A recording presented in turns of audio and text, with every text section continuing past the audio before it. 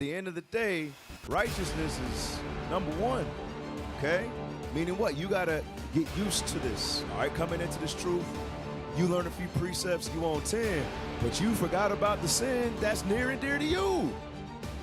Don't forget who you are when Satan comes. When you feel comfortable. Why are you comfortable? You ain't did nothing. What are you comfortable for? Why are you feeling yourself? Why are you high-minded for? Your righteousness is filthy rags. The desire of the righteous. So when you desire something, that means you want it. Come on. Shall be granted. Shall be what? Granted. Meaning what? If you want to stop sinning, the Lord just says your desire will be granted.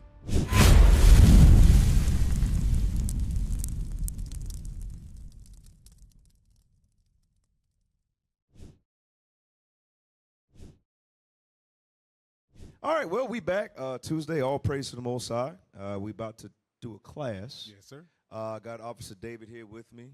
Hey, the Shalom family, Most High in Christ bless you. All right, and got Officer Obadiah here with me. Most High in Christ bless. All right, all praises. So we're gonna do a class, giving all praise to the Most High and His Son Jesus Christ. I think I'm gonna title it. The title should be, "Do you want to stop sinning?" That should be today's title. That's a good title. That's all right. Yes, sir. All right, so all praise to the Father. Today's title is, "Do you want to stop sinning?" But before we start, I got to make sure that IT is okay. IT is, are you okay back there for the articles? And not articles, but definitions, little things here and there? Okay, you got it right. All right, all praise to the Father. So let's do this. Let's get the book of Sirach. We're going to start right here. So today's title is, "Do you want to stop sinning?" All right, do you want to stop sinning? Let's read that. Sirach 12:3. Watch this. The book of Sirach, chapter 12 and verse 3. There can no good come to him that is always occupied in evil. So we read it. This is a scripture that we're familiar with, all right? It says, read it again for us, officer. There can no good come to him that is always occupied in evil. So it goes back to today's title. Do you want to stop sinning? Because a lot of times in various councils, or when you're down and out, when you're getting beat down by your sin, and that's another thing, you got to ask your question. Are you battling, or are you just taking a beat down? Right, yeah. Okay? That's the thing about it. Are you really battling, or are you taking a beat down? Because if you were battling, that wouldn't be what you do every day. Okay? Maybe here and there you get back up. Let's go through this, Proverbs 24:16. Let's get that real quick. All right, today's class is about sin today, but we're going to keep it real. All right, we're going to keep it real. And officers, you already know, chime in when you see fit. Yes, sir. All right, watch this. The book of Proverbs, chapter 24 and verse 16. Come on. For a just man falleth 7 times. Right, it says a just man falleth 7 times. That number is just a number of completion. It doesn't mean that you're only going to fall 7 times. It says you're going to fall here and there. Read some more. And riseth up again. That's the key. He rises up again. He doesn't stay there, okay? He doesn't stay there in the midst of sin. He rises up again. Come on. But the wicked shall fall into mischief. Right, the wicked, they're going to fall, and they're going to stay there. They'll say on the outside that they're battling, "I'm really struggling with this," but nah, you're not actually battling. You're just in the midst of sin. All right, so these are the things that we have to see within ourselves, and we need to hear things like this. All right, it's a gut check, spirit check to see if we're really in this fight. All right, so let's go back to that first script. The book of Sirach, chapter 12 and verse 3. Go ahead. There can no good come to him that is always occupied in evil. So let's keep it simple, right? You are going to do whatever you entertain. Whatever you're occupied in, that's what you're going to do. So don't think it's crazy that you're battling porn if you always watch porn. Don't think it's crazy if you're battling alcoholism if you're always drinking. Don't think it's crazy that you're battling lying if you hang around a bunch of liars or whatever it may be, okay? Whatever you entertain, whatever you do or occupy yourself in, that's the result you're going to get time and time and time again. Shalom, Israel. This is Bishop Nathaniel. I want you to know that you can view all our Sabbath classes live on IUIC TV. That's right, I said on IUIC TV. Download the app today. Shalom. Let's read that one more time from the top. There can no good come to him that is always occupied in evil, nor to him that giveth no alms. Right, from there, let's go to the book of Colossians chapter 3.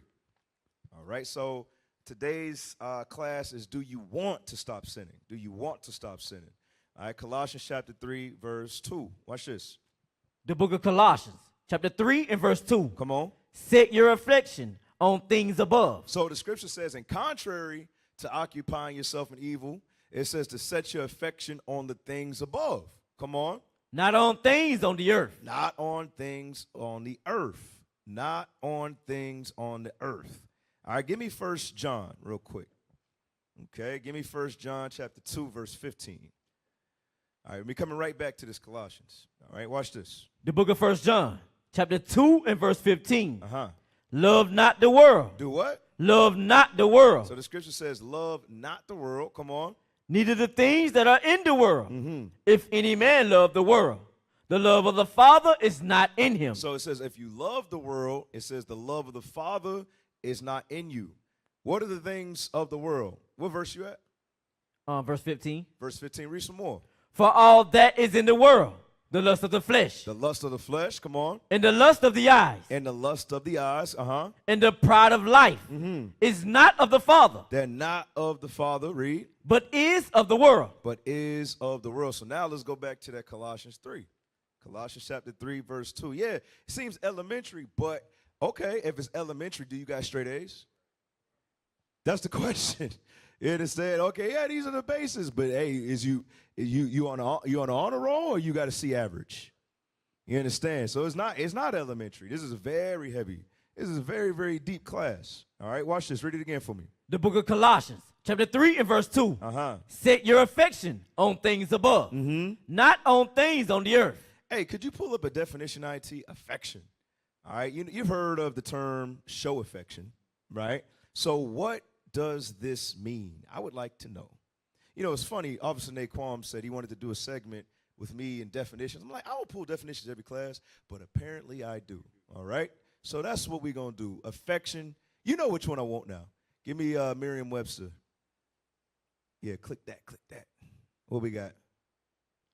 The definition of affection: a feeling of liking and caring for someone or something. Tender attachment. Yeah, that's good. So it's a fondness. It says a feeling, liking, or caring for someone or something. All right? Someone or something. It's either you're going to be affectionate about these scriptures, or you're going to be affectionate about that sin that's near and dear to your heart. Everybody, if you're keeping it real, you know exactly what I'm talking about.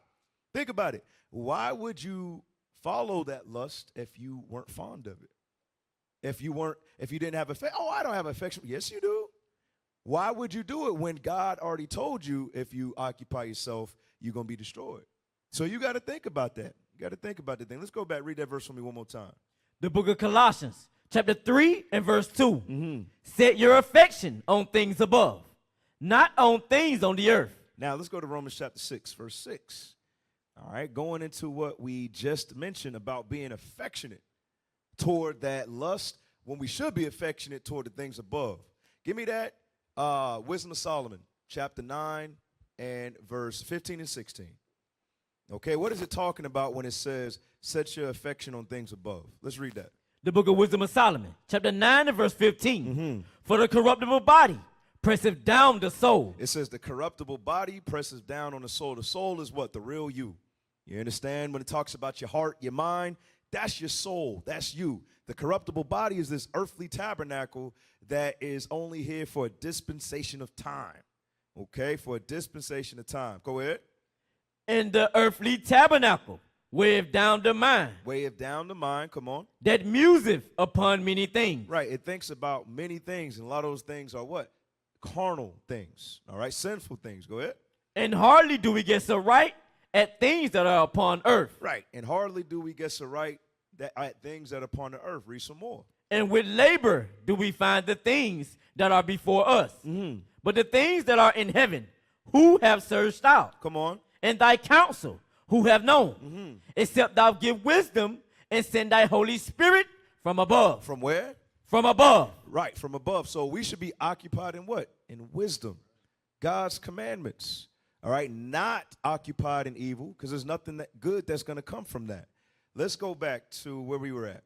Romans 6, right? Romans 6 and 6. Yes, sir. Let's read this. The book of Romans, chapter 6 and verse 6. Mm-hmm. Knowing this, that our old man is crucified with him, that the body of sin might be destroyed. Right, so when we coming into repentance, all right, this is how it should be. All right, so this is the platform. All right, this is the basis. This is the foundation. Okay. All right, when we come into this truth, give me that one in 2 Corinthians 5:14. All right, it goes with this. It says, knowing this, that our old man is crucified. All right, that's talking about the flesh. All right, read what you got. For the love of Christ constraineth us, So it says, the love of Christ constraineth us. Read some more. because we thus judge that if one died for all, then we're all dead. There you go. So Christ, he died for the whole nation of Israel, every last one of us, northern kingdom and southern kingdom. So it says, if one died for all, then we're all dead. Meaning what? Is this talking about physically dead? No.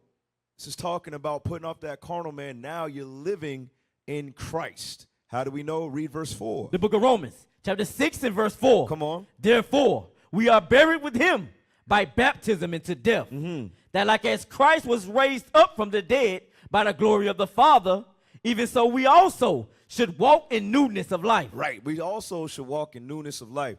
Who am I talking about? Is this a Christian sermon? No. We talking to Israelites up in here. Okay, remember, all right, we're going somewhere with today's class. We different than everybody else. All right, we different. And I'm just going to say, especially here in Israel United in Christ, because I cannot speak for the teachings and doctrines of other camps, because we are not all the same. But here, I know what is taught and what is upheld, and that's the laws of God. Okay, so coming in to the knowledge that we are the Israelites, we understand here that we must keep God's commandments. That's what separates us from being that old nigga in the streets, that old man. All right, let's do this. Let's stay in Romans. I'm sorry. Let's stay in Romans. Let's read verse 6 again. The book of Romans, chapter 6 and verse 6. Knowing this, that our old man is crucified with him. So our old man is now dead. Okay, once we accepted Christ, we buried that old man. Just like Christ was buried and resurrected and rose again, we in like manner are going to do the same things, or ought to have done the same thing. Read some more. That the body of sin might be destroyed. That the what? Body of sin might be destroyed. That's the key. It says that the body of sin might be destroyed. Read some more. That henceforth we should not serve sin. You see that? Serve. Should not serve sin. Should not serve sin. Don't forget the point. Go back to that Colossians 3:2. Don't forget the point. All right, you're going to serve something. Okay, you're going to serve something. You see, either you're going to serve the Lord, be affectionate about that, or you're going to serve your idol or your lust. Read this. The book of Colossians, chapter 3 and verse 2. Set your affection on things above, not on things on the earth. Not on things on the earth. So it's up to you to decide if you want to stop sinning. Okay, it's your decision. Let's go back to that Romans 6. And let's read verse 16. The book of Romans, chapter 6 and verse 16. Know ye not that to whom ye yield yourselves servants to obey? It says, don't you know to whomever ye yield yourselves servants to obey? Read. His servants ye are, to whom ye obey. See that? So if you obey when you hear that mind, or that wicked mind telling you to go commit the sin, if you obey that, guess what? You're affectionate and you serve that lust. Okay? But if you hear that other side saying, hey, thou shalt not covet. You understand? Don't commit adultery. Don't commit fornication. If you hear that and you follow that, guess what? You're a servant to God. Okay? Read the verse again. Know ye not that to whom ye yield yourselves servants to obey? His servants ye are, to whom ye obey, whether of sin unto death. Whether of sin unto death, go ahead. Or of obedience unto righteousness. So the decision and the choice is yours. All right, so today, through the power of the Most High and the Son, Jesus the Christ, we're going to give the scriptures that's going to provide healing. Psalms 107 and 20 real quick. All right, for those who want to stop sinning, All right, we're going to help you go through these scriptures. All right, because we all need to hear them. How often? All day, every day. All day, every day. Because as soon as you step outside these scriptures, here comes Satan. But when you're in the book, when you're amongst the brothers and the sisters, you understand? When you're amongst your people, you know how it is. You feel good. It's just when you get out of this and you get by yourself, that's another story. Okay? Read that for us. The book of Psalms, chapter 107 and verse 20. Come on. He sent his word and healed them and delivered them from their destructions. Right, and delivered them from the destruction. Because what? If we continue in sin, there is no if and buts about it. Okay, Bishop Kanai brought this out probably a few months ago. Just kept it real. Ask the question. If you know that God said he's going to kill you for sin, if you sin, why do you do it? You understand? Why do you do it? The Lord sent his word to heal us, okay? We understand that if we sin, we're going to be destroyed. So the question is, why do we do it? Why is that? Now, the answer is because you're a servant to it. That's the answer, okay? You're a servant to the porn. You're a servant to the food. You understand? You're fat. You're obese. And everybody's telling you, but you just keep doing it. Why can't you just stop it? Oh, I'm going to make an excuse today, making another excuse today. Wait, didn't God say stop doing that? But we find ourselves continuing and making excuse and making it seem as if we're not engaging in these acts. So that's what today's class is about. Let's go to the book of 2 Peter 2. All right, 2 Peter chapter 2. And just give me verses 18 and 19. The book of 2 Peter, chapter 2 and verse 18. For when they speak great swelling words of vanity, they are lured through the lust of the flesh. It says, for when they speak great swelling words of vanity. Nothing, man. You understand, brothers and sisters? A lot of brothers and sisters, not all, just some, they really love to make things seem or appear the way that they're truly not. You understand? They want this image about themselves. They want everybody to see them as this, but they're not that. You understand? If we really want to see the kingdom, if we want to see the Most High and the Son Jesus Christ, we got to put that away. Just come freely, come real, come natural as you are. Because that way, yeah, you may start that way, but you won't end up that way if you stay consistent. The issue is when you don't come sincere, it's harder to fake to be something that you're not.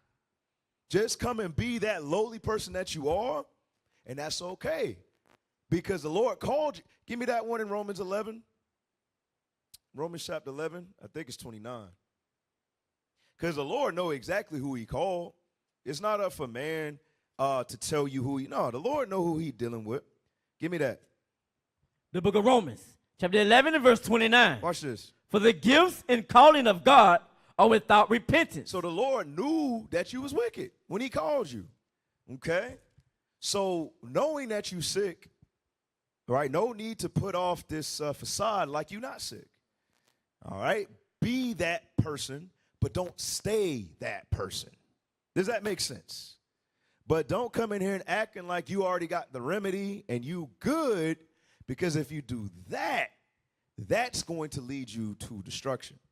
And that person does not want to stop sinning. They just want to look good, but they don't want to stop sinning. Give me that one in Timothy 5. Okay? And that's not the path that you should want to be on. Some of y'all on that path, but you shouldn't want to be on that path. All right, 1 Timothy chapter 5, I think it's 24. Let me hear it.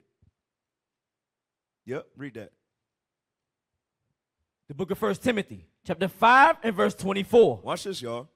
Some men's sins are open beforehand. Right, some men's sins meaning what?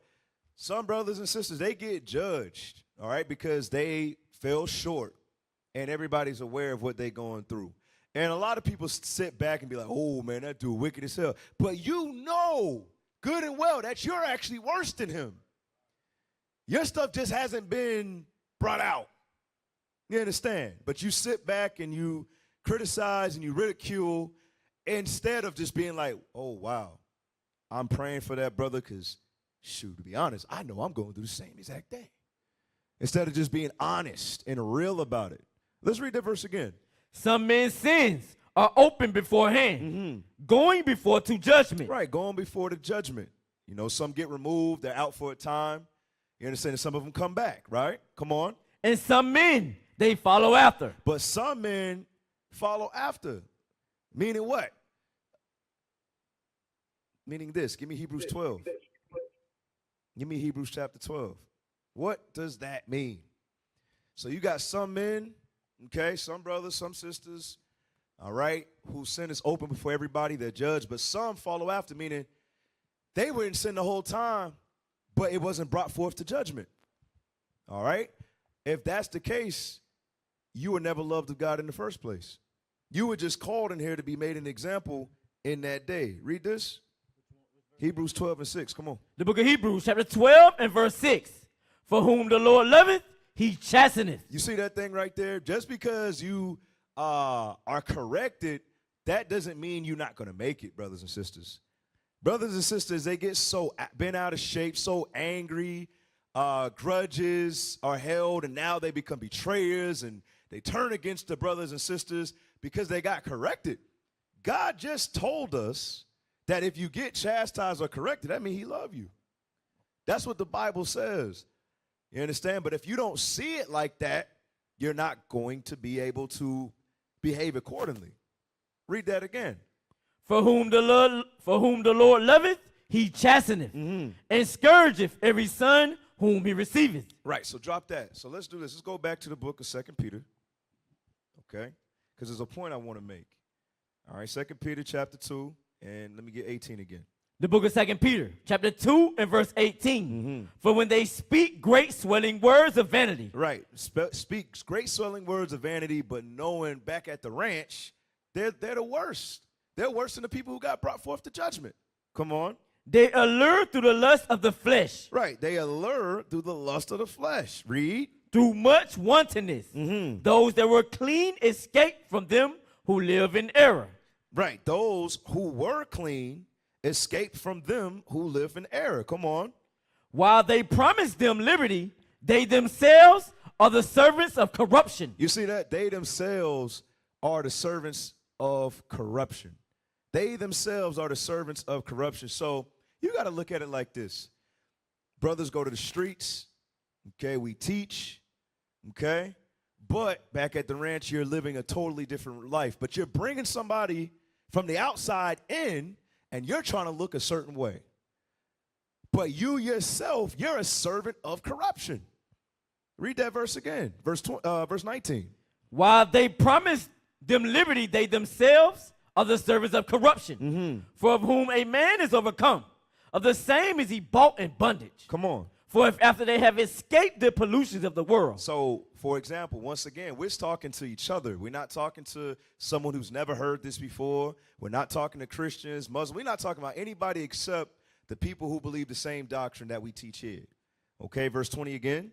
For if after they have escaped the pollutions of the world, through the knowledge of the Lord and Savior Jesus Christ. Right, so after we were called, why? Right, and like it says in Romans 11, while we were in the midst of sin, all right, he called us out of that life. Come on. They are again entangled therein and overcome. The latter end is worse with them than the beginning. Right, it says the latter end is going to be worse with them than at the beginning. All right, so brothers and sisters, that's true. All right, we're not going into that today. Got to take us somewhere else about the seven spirits. We're not going into that right now. But it is true. If you play with sin, if you, what is it called? If you touch fire, or if you play with fire, you're going to get burnt. If you play with fire, you're going to get burnt. All right? Give me James 5 and 16. Okay? So, just a quick remedy to that before we continue in today's lesson. Brothers and sisters, if you're dealing with something, you got to say something. All right? If you're dealing with something, you got to say something. Yeah, we all know the scriptures, but at the end of the day, we have to get counsel. We got to talk about it. But also remember the root of this class. You have to want to stop, too. Because you could ask for all of the scriptures. You could get a breakdown. Someone could spend an hour with you. But if you don't want to stop, You're going to continue to occupy yourself in evil, and then the only thing that's going to come from that is more evil. Okay? Read that. The book of James, chapter 5 and verse 16. Confess your faults one to another, and pray one for another, that ye may be healed. The effectual fervent prayer of a righteous man availeth much. Right. It helps a lot. It helps a lot. From there, let's go to reprobate. Give me that definition, please. Reprobate. What does this mean? We've heard it. We talk about it all the time. All right. Yes. Read that for us. The definition of reprobate: morally corrupt, Right. depraved, Yeah, depraved. Go ahead. foreordained to damnation, of relating to or characteristic of a reprobate, expressing or involving reprobation. Right. So reprobate is going against the morality of the scriptures. That's what it's talking about. It's going against the morality of the scriptures. Give me a definition of virtue real quick, and then we're going to Wisdom of Solomon 4. All right. So it said reprobate is, what did it say? Immoral. All right. Yeah, let's read this. The definition of virtue: conformity to a standard of right, morality, a particular moral excellence, a beneficial quality or power of a thing. Right. So let's read about that morality real quick. Just says it by a different name here in Wisdom of Solomon 4. Give me verse 1. The book of Wisdom of Solomon, chapter 4 and verse 1. Better it is to have no children and to have virtue, for the memorial thereof is immortal. Right. So it's telling you the memorial of virtue, which we just read earlier, is going into morality. Okay, your morals are going to be based off of what? The commandments of God, the commandments of the scriptures. Read some more. Because it is known with God and with men. Right. It is known with God and with men. All right. Jump up chapter 13 and give me verse 14. It's a continuation of the same thought. All right. Read verse 14 to talk about this morality. Chapter 3 and verse 14. And blessed is the eunuch with which his hands have wrought no iniquity. Right. Remember, this is talking about his virtue in chapter 4, verse 1. All right. Now we in chapter 3, verse 14. Continuing the same thought. Let's read it again. And blessed is the eunuch with which his hands have wrought no iniquity. No sin. Come on. Nor imagine wicked things against God. Right. Nor imagine wicked things against God. Come on. For unto him shall be given the special gift of faith, and an inheritance in the temple of the Lord, more acceptable to his mind. Right. So he's going to inherit the kingdom by his what? By his virtue, by his morality. But the reprobate is immoral. Let's go back to that definition of reprobate, please. One more time. One more again. And officers, if y'all got anything, please chime in. All right, read that again. The first one, please. The first one, scroll to the top. All right, read that. The definition of reprobate: Come on, right there. morally corrupt. Morally corrupt. Morally corrupt. It's the opposite of having morality or virtue. Now watch this. Let's go to the book of Titus. All right, Titus chapter 1, verse 16. All right, Titus chapter 1, verse 16. Watch this. The book of Titus, chapter 1 and verse 16. Come on. They profess that they know God. Right. A lot of people profess that they know God. Okay. They look to Paul, or they put off that they're good. They got themselves together. Okay. Go ahead. But in works, they deny him. But in works, deny him. Meaning why? They're the servant to sin. Brothers and sisters, all we got to do when we keep it 100 with ourselves, keep it real with ourselves, it don't matter how much you go to the streets. It don't matter how much you travel. It don't matter how many radio shows, how many alms you give. I mean, it don't matter. At the end of the day, are you keeping God's commandments? Okay? This is what that's the condition of the battle. Okay? This is what it's really about. Let's be honest. Okay? Because a lot of times what you could try to do, and I'm going to get that script, and Tobit, get Tobit ready for me, please. Okay? Get Tobit 12 ready for me. What we could try to do, we could try to trick ourselves and say, I don't really have to overcome that sin that's near and dear to me. I could just work well, you got to be righteous too. Yeah, don't get it twisted. Yeah, we go out to the streets. Yeah, we got to travel. Yeah, we got to do this. But, hey, we still got to be righteous too. Because if there's no change in you, that's hypocritical. Okay, that's hypocritical. We can't be teaching one thing and literally not even trying to overcome back at the ranch. We can't do that. All right, we got to put our best foot forward. All right, you slip, you better get yourself back up. Because remember, give me 1 Corinthians 9:27. Then we're going to go to Tobit 12. Okay? These are things we got to remember. Sisters, too. All right, the longer you're around, you got other sisters looking up to you as well, sisters. Just like it says in Titus, the 2nd chapter. That's your responsibility to teach the younger sisters. All right, so brothers and sisters alike. Read that. The book of 1 Corinthians, chapter 9 and verse 27. Come on. But I keep under my body and bring it into subjection, lest that by any means, when I have preached to others, I myself should be a castaway. Right, that's not what we want, all right, because we can't keep this to ourselves, right? Each one teach one. When we get this understanding, we got to share it, all right? Christ commanded that we go shout it upon the rooftops. You understand? We can't keep this to ourselves. So now let's go back. Oh, I want Titus, but I want to go to Judith. What did I say? Tobit. I want to go to Tobit 12. Then I want to come back to Titus. All right, so let's read that. Tobit chapter 12, and I want verse 8. Watch this. The book of Tobit, chapter 12 and verse 8. Pay close attention to this. Prayer is good with fasting and alms and righteousness. So it says prayer. That's good. All right, when you put it with fasting, that's some good stuff right there. And alms deeds, a monetary alms, and righteousness. What is righteousness? The keeping of God's commandments. Okay, go ahead. A little with righteousness is better than much with unrighteousness. You see that? A little with righteousness is better than much with what is it? With unrighteousness. Go ahead. It is better to give alms than to lay up gold. So we got to meditate on that right there. At the end of the day, righteousness is number one. Okay? Meaning what? You got to get used to this. All right? Coming into this truth, you learn a few precepts, you on 10, but you forgot about the sin that's near and dear to you. Don't forget who you are, that grimy nigga that you know you are. That lustful sister that you know you are. You understand? You can't forget that. You can't forget where you came from, because if you do, it's going to creep right back. And now you're on a higher scale. Everybody looking at you, but you that same Negro. Okay, these are the things that we got to constantly remind ourselves of. All right, let's get that Titus again. Titus 1 and 16. The book of Titus, chapter 1 and verse 16.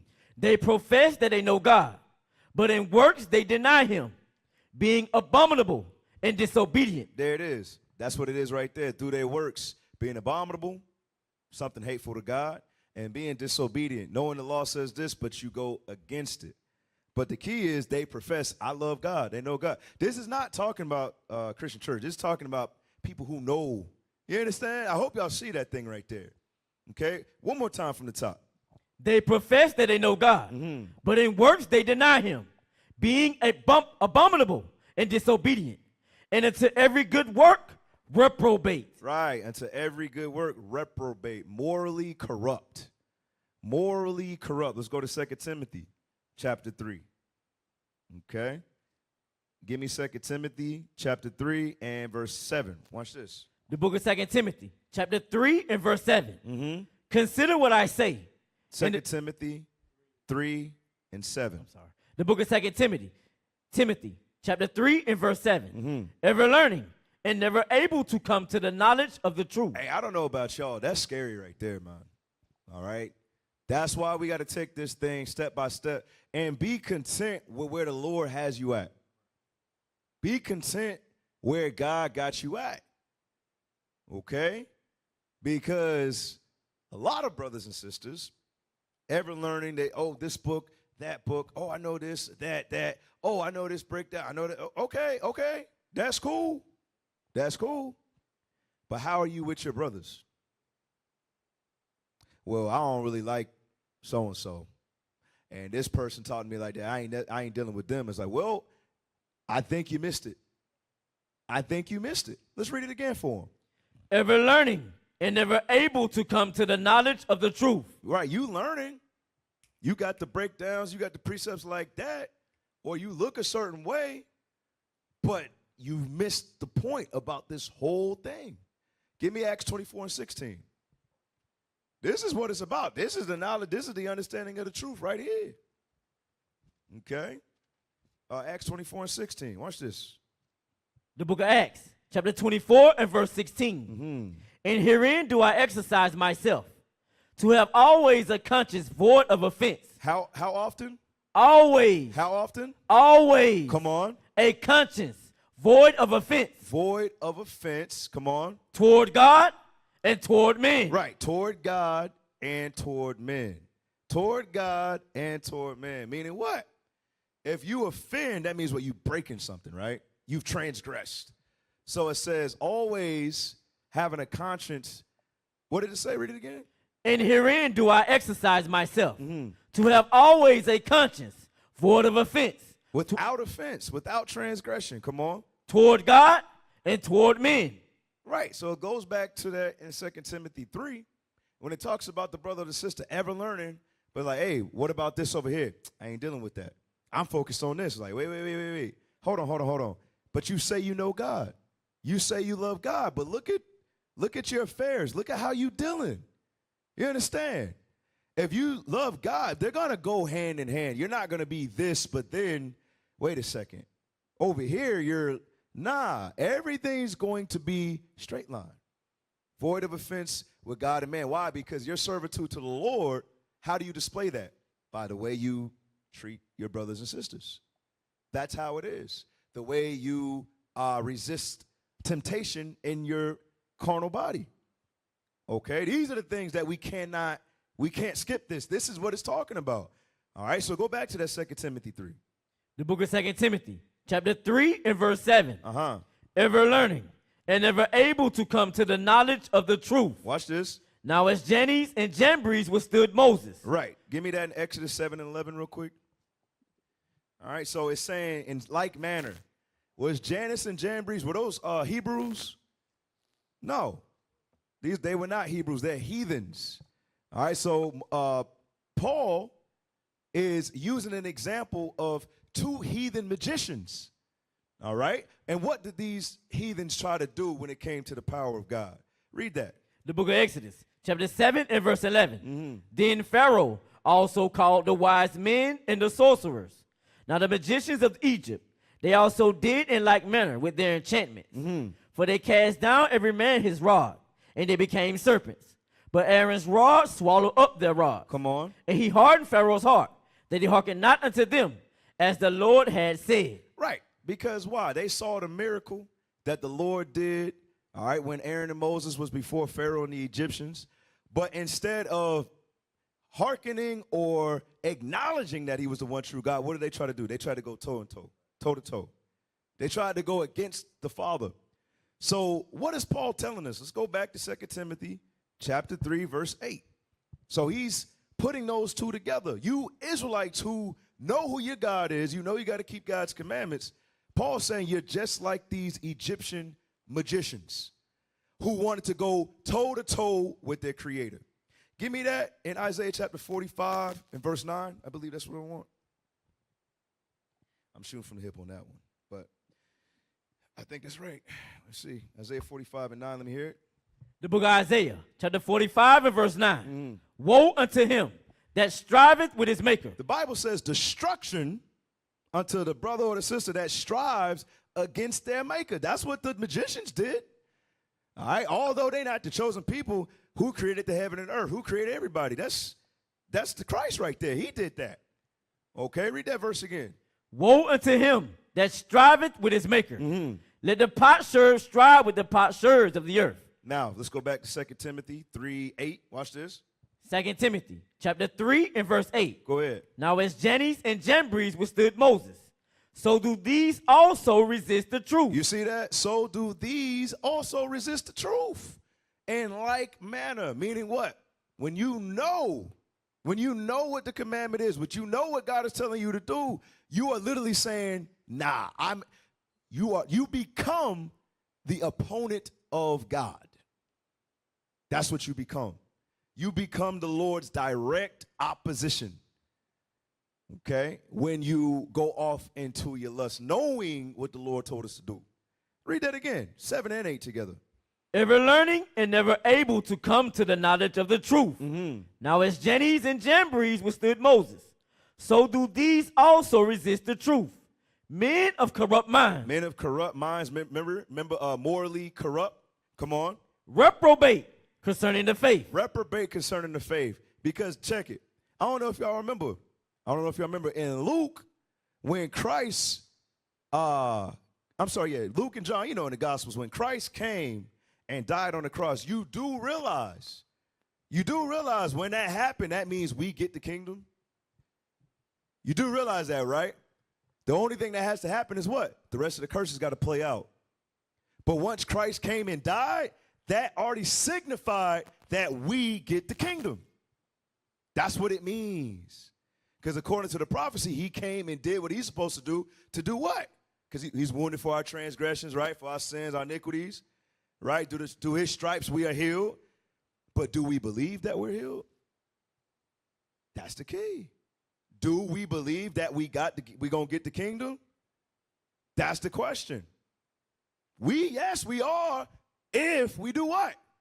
Hold up to our end of the bargain, right? Keep the commandments. Because Christ came and did what he's supposed to do, right? Now we got to do what? Now we got to do what we're supposed to do. Okay, read that verse again, verse 8. Now as Jannes and Jambres withstood Moses, so do these also resist the truth. Come on. Men of corrupt minds, reprobate concerning the faith. So let's keep it point blank, straight up. When you do go after that lust, the lust that you're affectionate about and the lust that you're a servant to, it's sparring match. Ding, ding. Now you literally trying to box with the Lord.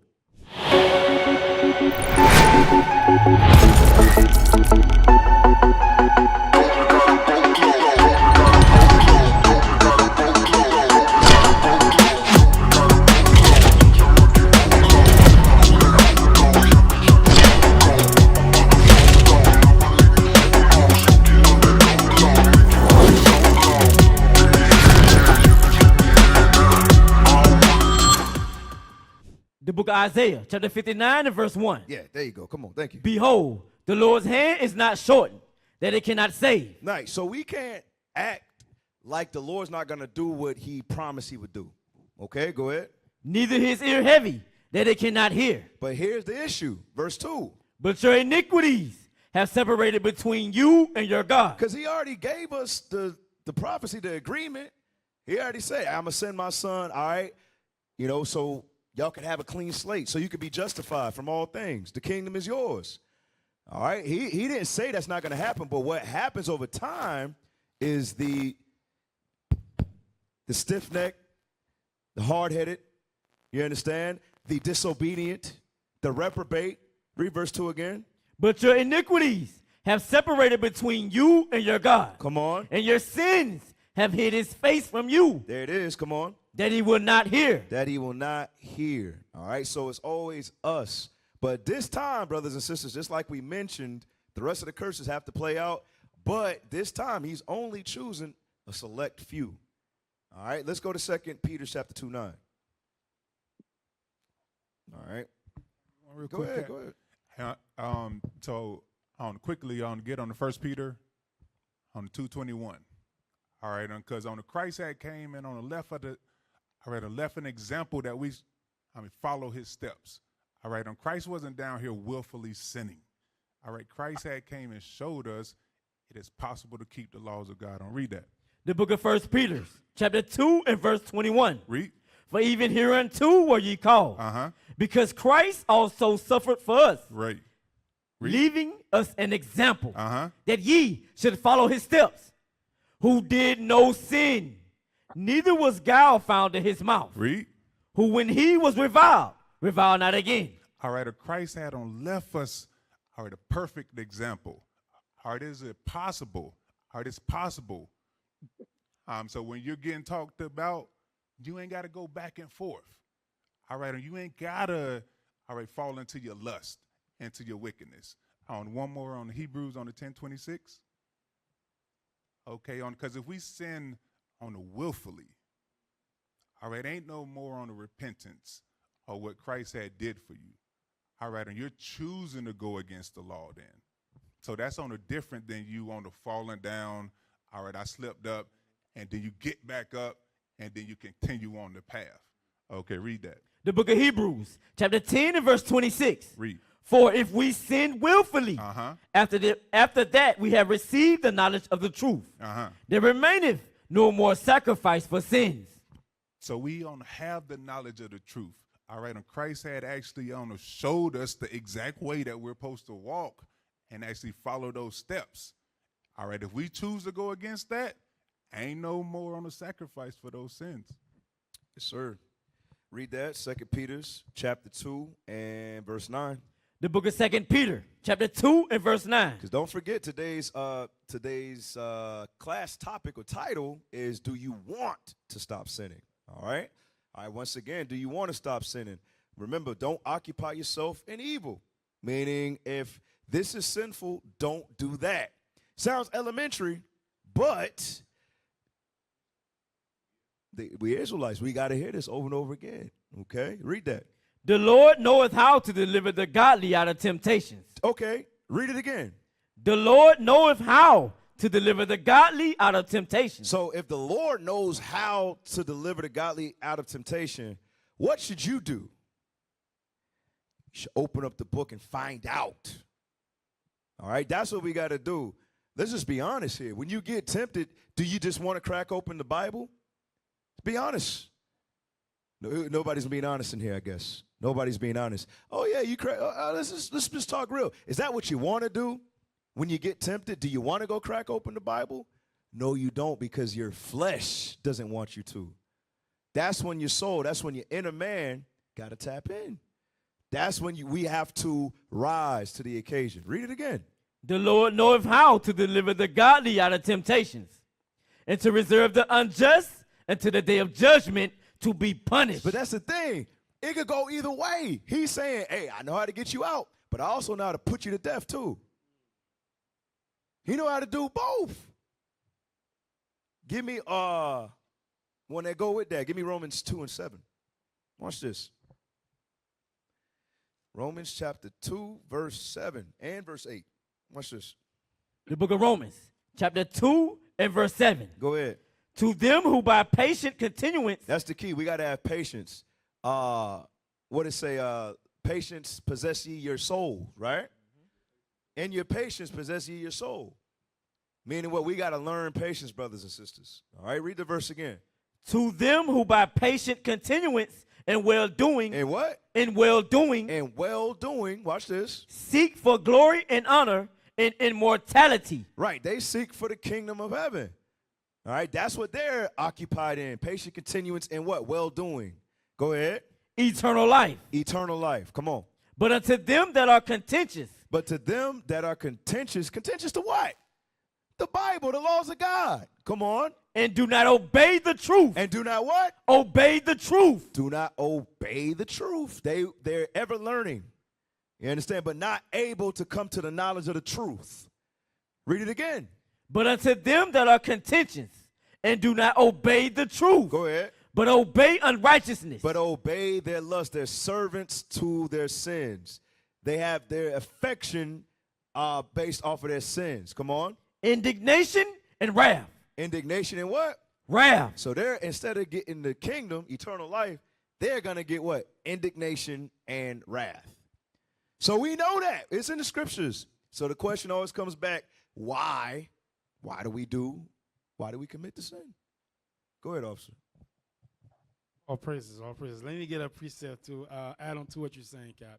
It's heavy to show you how when you don't follow or if you're not listening to God's word, how it can deter you.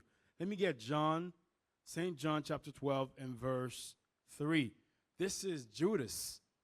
How Judas had the chance he could have repented, but guess what? Read that for me. The book of John, chapter 12 and verse 3. Then took Mary a pound of ointment of spikenard, very costly, and anointed the feet of Jesus, and wiped his feet with her hair.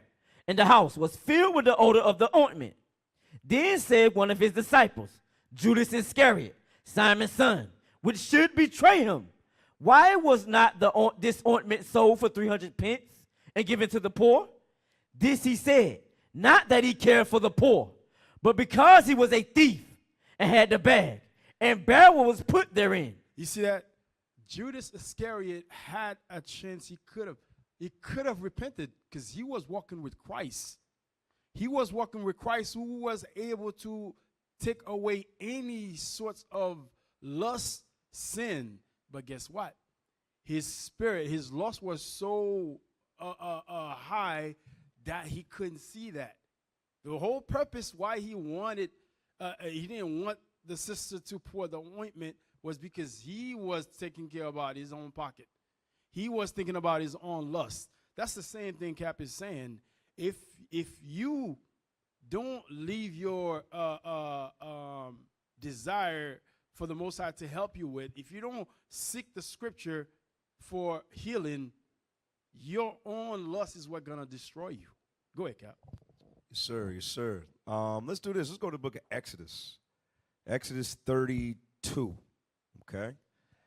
Exodus chapter 32, and give me verse 33. All right, because we're reading over and over again what the Lord can do for us, but we're also reading the other part of it. All right, what's going to happen if we don't obey. All right, watch this. The book of Exodus, chapter 32 and verse 33. And the Lord said unto Moses, whosoever have sinned against me, him will I blot out of my book. You see that? Whoever sins against the Lord, he's going to do what? Blot out of my book. You will be blot out of the book. Let me hear Revelations 3. Let me hear Revelations 3:5. Okay. The book of Revelations, chapter 3 and verse 5. He that overcometh, the same shall be clothed in white raiment. Right. So it said in Exodus, it say, if you sin against God, you're going to be blotted out, scribbled out. All right. But what does it say here? Read it again. He that overcometh, the same shall be clothed in white raiment. And I will not blot out his name. And he will what? Not blot out his name. And he will not be blotted out. Go ahead. Out of the book of life. Out of the book of life. This is what you got to understand too. Give me the, stay where you at. Give me chapter 13, verse 8. All right, let me hear that. Brothers and sisters, the book of life is only literally for us. All right, it's literally for us. Nobody else can insert their name in the book of life. All right, it's only for Israel. The only thing, but you can't etch yourself out. You can blot yourself out. Watch this. The book of Revelation, chapter 13 and verse 8. And all that dwell upon the earth shall worship him, whose names are not written in the book of life of the Lamb slain from the foundation of the world. You see that? They're going to worship Esau. That's what it's talking about, the beast. They're going to worship Esau. Esau's name is not in this book, nor is any gook named Fu Wong, okay, Li Ming, okay, none of them. They not in this. No Arabs, none of the East Indians. They're not mentioning this, but we are showing you how special we are to God. But he's also telling us what? I will kill you. That's the thing. That we got to focus on that part a little bit more. Because that stimulates somewhat. It's called fear. That's what it is. Committing the act over and over again, that means what? You don't have fear. That means sometimes you need a little fear. Sometimes you may need a little car accident. You may need a little stomach pain and you realize you have something going on internally. Sometimes we need those things because the way we was rolling just wasn't right.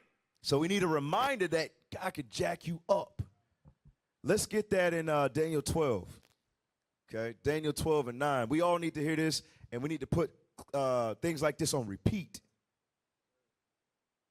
Okay, read that. The book of Daniel, chapter 12 and verse 9. Come on. And he said, go thy way, Daniel, for the words are closed up and sealed to the time of the end. Come on. Many shall be purified. It says, many are going to get themselves together, okay, in these last days. Why? How do we know that? Because we're called in the midst of our sin, all right, and some of us are going to actually apply what the scriptures are saying.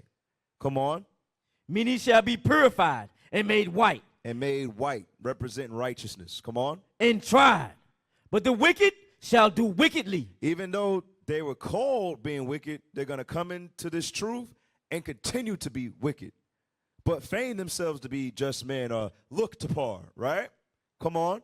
And none of the wicked shall understand, but the wise shall understand. And that's the thing, is that some people you come across, you could tell them the same thing year by year. Say, didn't we tell you that before? Still doing it? Okay. Didn't we go over this with you before? Still doing it? Okay. All right. Does anybody else see this? No? You don't see it? Huh? All right. Cool. Where is the change? Where is the growth over time? That's for you to answer within yourself. Why? Because you know yourself better than anybody else, right? You understand? What we see here is what you want us to see. Okay? But sometimes you forget and you actually show the real you. Not saying you can't change, you can't repent, just letting you know it's an act sometimes. Just letting you know some people can play stupid. Just letting you know. You may think you're getting over on people. Some people just play dumb and be quiet. Sure. Okay? That's another story. All right, from there, let's go to Ephesians chapter 2, verse 3. Let's go to Ephesians chapter 2, verse 3. All right, because it comes down to restraining ourselves from pleasure. You know that when we read in Hebrews, sin is pleasurable. It feels good. Gives you instant gratification. That's why we do it. You understand? That's why we do it. But we have to do what? We have to learn to constrain ourselves from the temptation. Read this. The book of Ephesians, chapter 2 and verse 3. Among whom also we all had our conversation in times past. In times what? Past. In times past. Meaning when we had our conversation in the world, in the lust of the world. Go ahead. In the lust of our flesh, fulfilling the desires of the flesh and of the mind. And were by nature the children of wrath. And were by nature the what? Children of wrath. I have a question. I got to see who's been paying attention. Hey, Gabriel looked at me like, oh, shoot. I got to see who's been paying attention. Read that again, Officer Malachi. Among whom also we all had our conversation in times past, in the lust of our flesh, fulfilling the desires of the flesh and of the mind. And were by nature the children of wrath. And were by nature the children of wrath. And by nature were the children of wrath. Where did we read that before? I'm going to see who's paying attention. We read that already. I'm going to see who could connect the dots. Who got it? Who got it? Let me see what you got. Nobody? Nobody's raising their hand right now?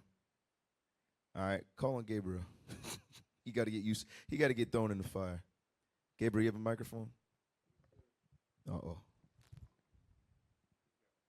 Oh, you got one already? All right. What you got?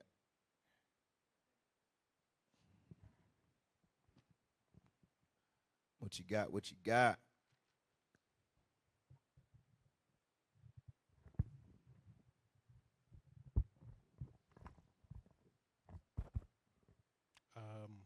I don't know, sir. Not sure? Not sure. All right, Simon. Oh, yeah, Simon Maccabees. You're doing the camera. Do you remember? Let me see if you've been paying attention. We already ran over this. Yes, sir. What you got?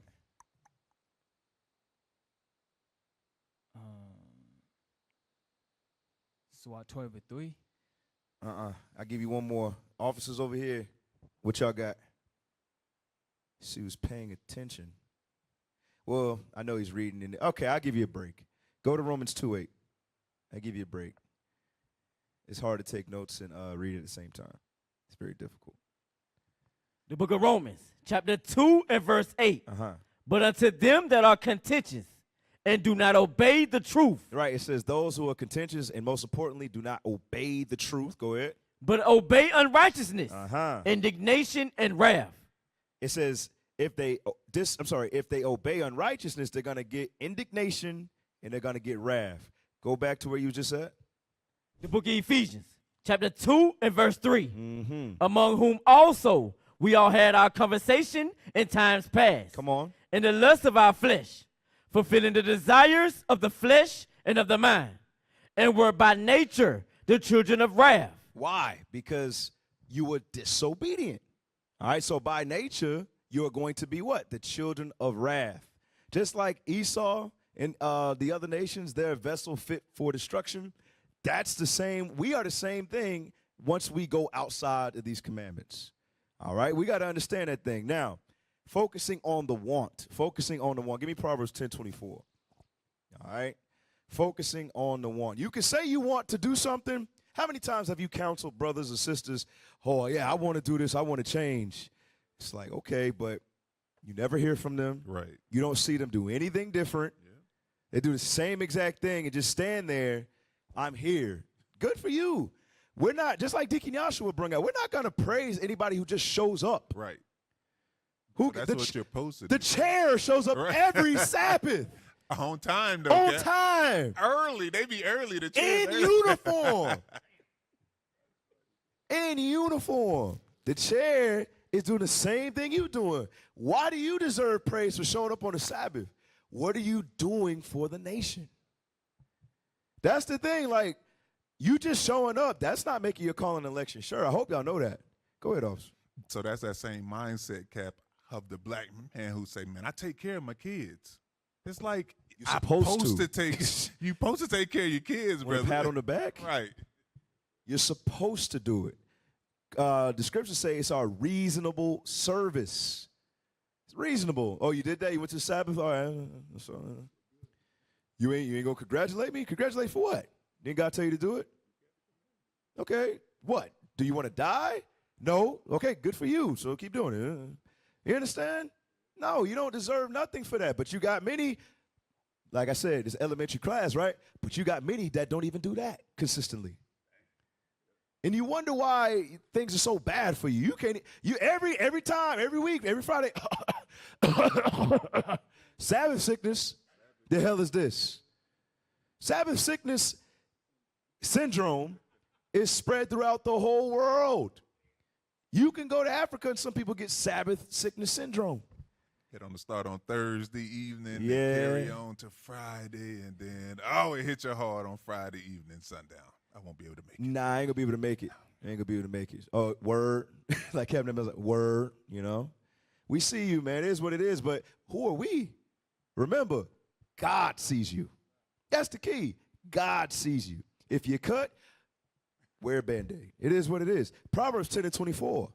The book Come of on. Proverbs, chapter 10 and verse 24. Going into the want. Remember, today's topic is, do you want to stop sinning? That's the key. We're going into the want. Do you want to stop sinning? Read this. The fear of the wicked, it shall come upon him. But the desire of the righteous, The what? the desire of the righteous So when you desire something, that means you want it. Come on. shall be granted. Shall be what? Granted. Meaning what? If you want to stop sinning, the Lord just says your desire will be granted. That's what the Bible just told us.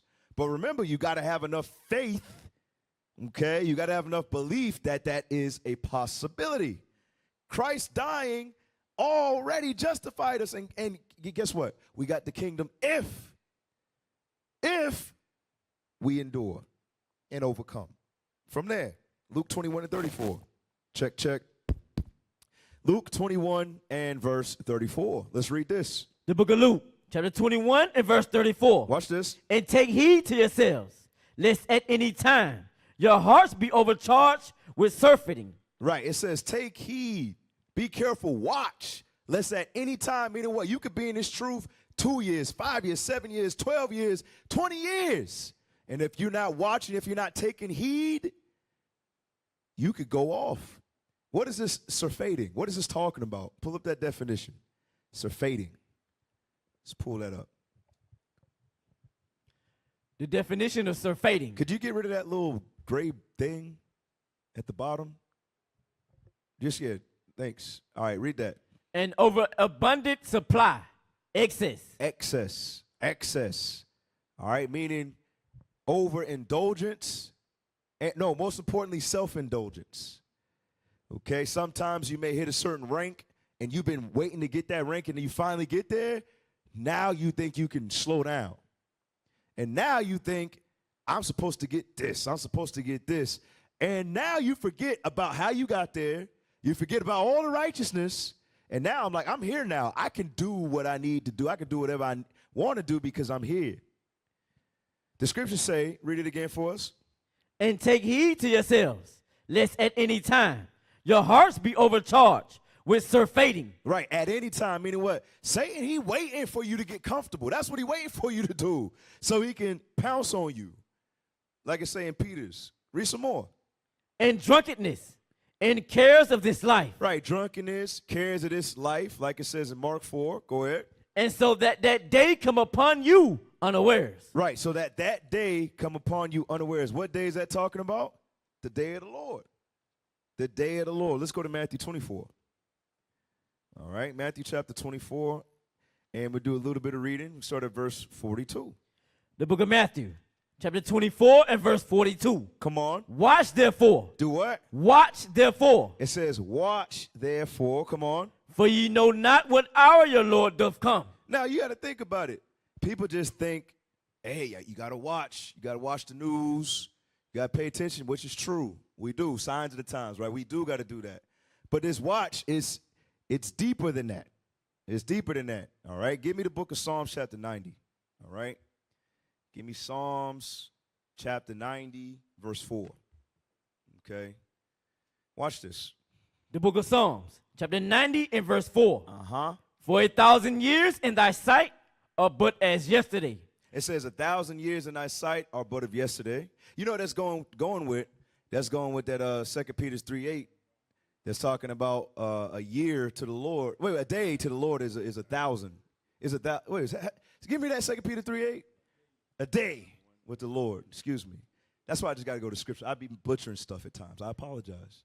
Read it. The book of 2 Peter, chapter 3 and verse 8. Uh-huh. But beloved, be not ignorant of this one thing. Go ahead. That one day is with the Lord as 1,000 years. Right. One day is as 1,000 years. So go back. That's not why I went here. All right. We're going into the watch. All right. Watch this. The book of Psalms, chapter 90 and verse 4. Come on. For 1,000 years in thy sight are but as yesterday, Uh-huh. when it is past, and as a watch in the night. And as a what? Watch in the night. Right. And as a watch in the night. What is this going into? What is this going into? All right. Watch this. Go to Sirach 37. Okay. Watch this. Go to Sirach chapter 37 and verse 14. All right. It's more than just Ezekiel 3, but you got to understand what Ezekiel 3 is really saying about the watchman. This is going into protecting the fort, making sure no intruders come in. Meaning what? There's always somebody up on the watchtowers. They got different shifts. Okay? Watch this. The book of Sirach, chapter 37 and verse 14. Mm-hmm. For a man's mind is sometime wont to tell him more than 7 watchmen. You know, it's crazy. The Lord established and set up order here on the earth, right? You know, when we read 2 Ezra 1, it talks about Abraham, Habakkuk, Haggai coming back in these last days. You know what I'm talking about, right? We read that, right? But then when the watchmen tell you something, you ain't nothing but a nigga. Wait. Hold on. Wait a second. I thought the prophets were back. But then Christ told us to watch. He set watchmen in place, but you don't listen to them. Wait a second. Huh? And wonder why your life falling apart. Wait a second. I don't know what I'm talking about. Read it again. Verse 14. Watch this. For a man's mind is sometime wont to tell him more than 7 watchmen. Your mind does. Why? Because you're a servant to that sin. That's why. That's why you can't see it. So you think you're watching and praying. You're not. No, you're not. Remember, when you 5 years in this truth, are you going to be able to see what someone that's 20 years in this truth can see? So how you going to watch properly? You can't unless you go to the watchman that's up where? Because wisdom comes from where? Above. Did you see how everything correlate? Wisdom comes from above. Read that verse again. For a man's mind is sometime wont to tell him more than 7 watchmen that sit above in a high tower. Right, that sit above in a high tower. Okay, watch this. Give me Judges 7. All right, give me Judges 7. All right, so we got to think. Remember, today's title is, do you want to stop sinning? That's the key. Do you want to stop sinning? All right, Judges 7:19. The book of Judges, chapter 7 and verse 19. So Gideon and the 100 men that were with him came unto the outside of the camp in the beginning of the middle watch. In the beginning of the what? The middle watch. This is midnight. Okay, so there's 4 different watches that cover all 24 hours of the day. When Christ told us we got to watch, that means we got to watch 24/7. Okay? You got to watch 24/7. Now go back to that Sirach 37, but I want you to read verse 16 this time. Okay? For the brother and the sister that, oh, I'm grown. Oh, I got it. I don't need you. I don't need to come. Okay, that's cool. Do the opposite of what the Bible says. Go ahead, see how that worked for you. Read this. The book of Sirach, chapter 37 and verse 16. Come on. Let reason go before every enterprise. You know, it's crazy. What was just above that? Could you read 14 again? Can you read 14 again? Verse 14. Come on. For a man's mind is sometimes want to tell him more than 7 watchmen. Read 16 again. We're going to keep doing this. Read it. Let reason go before every enterprise. It says, let reason go for enterprise. Go ahead. And counsel before every action. Verse 14 again. For a man's mind is sometimes want to tell him more than 7 watchmen. 16 again. Watch this. Let reason go before every enterprise. Why? Because Christ told you to watch. You understand? Christ told you to watch. That's what he told you to do. He didn't say just go skip in the field and run into the danger. No. He said go to the watchman. Go to the wisdom. Get the counsel. Finish 16. Read it again from the top. Let reason go before every enterprise. Come on. And counsel before every action. That's it on that? Yes, sir. Yes, sir. So let's go to Mark 13 about this watch. All right. The watch ain't just a word on a piece of paper. The watch is heavy. Very, very, very heavy. Because sometimes you're like, oh, I did my 4 chapters and I watched CNN. I watched. No. It's more than that.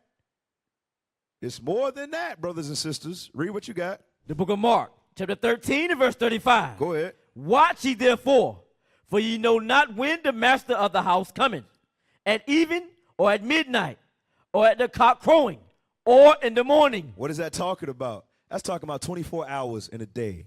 There's 4 watches. There's 4 different watches that Christ is telling us we have to be accountable for. So this is not a check. Help me out, IT.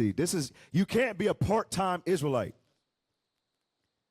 We cannot be a part-time Israelite. We have to watch all 4 parts of the day.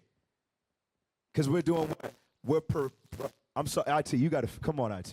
Good gosh. I don't know if it's the mic. It's the speaker. It's not the mic. Excuse me. We have to watch all 4 parts in the day. Okay? Read that again. IT messing me up. Verse 35. Watch ye therefore, for ye know not when the master of the house cometh. Come on. At even or at midnight. And who's the master? This is talking about Christ. Okay?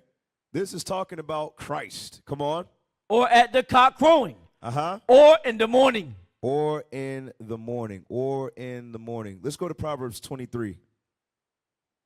On 23 and 4. The book of Proverbs, chapter 23 and verse 4. Watch this. Labor not to be rich. It says labor what? Not to be rich. Mm-hmm. Cease from thine own wisdom. Do what? Cease from thine own wisdom. Cease from your own wisdom.